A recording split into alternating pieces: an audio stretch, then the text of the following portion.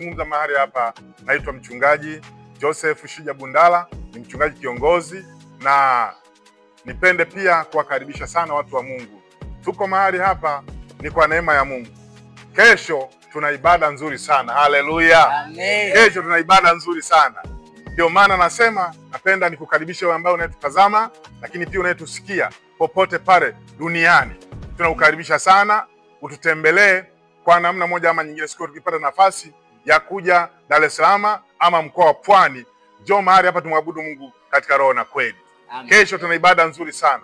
Amen. Saa 2:30 tunaanza maombi mpaka saa 3. Saa 3 mpaka saa 4 tutakuwa na shule ya wanafunzi na maandiko. Saa 4 mpaka saa 5:15 tuna ibada ya sifa. Tunamwabudu Mungu. Sasa kwaya mbalimbali kama ulivyoona, wanakwaya hawa watakuwa na huduma hali hapa. Tuna kwaya 3. Amen. Ipo kwaya ya Glory, tunayo kwaya ya Uamsho, lakini pia tuna kwaya ya CMF, idara ya wanaume. Haleluya. Kwa hiyo kesho kuna mambo mazuri. Natamani nikualike sasa. Usikose ibada ya kesho. Lakini pamoja na hayo, kesho kuna ujumbe mzuri. Amen. Mungu ataonekana. Mungu atakutokea popote unaponisikia. Hebu njoo mahali hapa.